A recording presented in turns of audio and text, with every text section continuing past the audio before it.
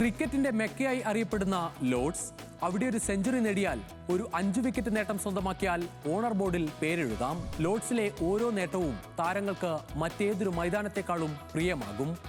ഇംഗ്ലണ്ടിനെ ലോർഡ്സിൽ തോൽപ്പിക്കുന്നതിലും വലിയൊരു ആനന്ദം ഒരു സന്ദർശക ടീമിന് ടെസ്റ്റിൽ മറ്റൊന്നുണ്ടാകില്ല. അങ്ങനെ ഒരു വിജയത്തിനരികെ വീണ നിരാശയിലാണ് ഇന്ത്യൻ ടീം.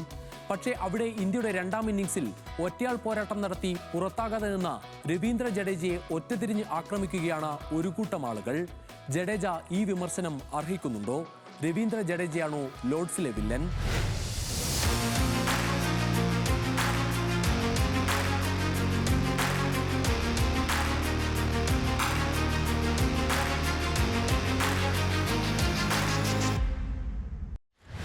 ലോർഡ്സിൽ സമീപകാലത്ത് ടെസ്റ്റിലെ ഏറ്റവും ആവേശകരമായ പോരാട്ടത്തിനാണ് ആരാധകർ സാക്ഷ്യം വഹിച്ചത്.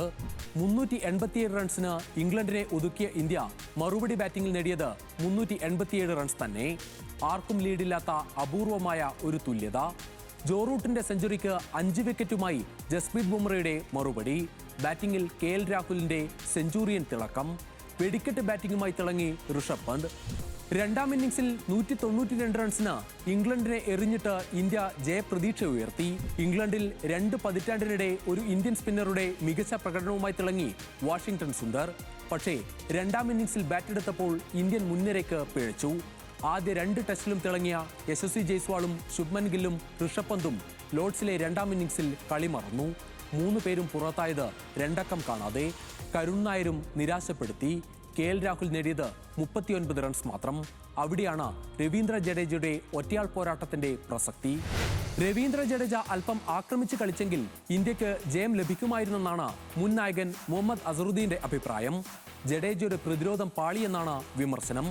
സാമൂഹിക മാധ്യമങ്ങളിലും ജഡേജയെ വിമർശിക്കുന്നവർ ഏറെ. എന്നാൽ വിമർശനങ്ങളെ നേരിടാൻ ഒരു കാലത്ത് ഇന്ത്യയുടെ നെടുന്തൂണായിരുന്ന ചേതേശ്വർ പൂജാര തന്നെ രംഗത്തെത്തി. വാലറ്റം അല്പം കൂടി പിന്തുണ നൽകുമെന്ന് ജഡേജ പ്രതീക്ഷിച്ചിരിക്കാം. വിജയിപ്പിക്കാനാകുമെന്ന് കരുതിയാണ് താരം പ്രതിരോധത്തിലൂന്നി കളിച്ചതെന്ന് പൂജാര പറയുന്നു. സൗരവ് ഗാംഗുലിയും ജഡേജയുടെ ഒറ്റയാൾ പോരാട്ടത്തെ പ്രശംസിച്ചു.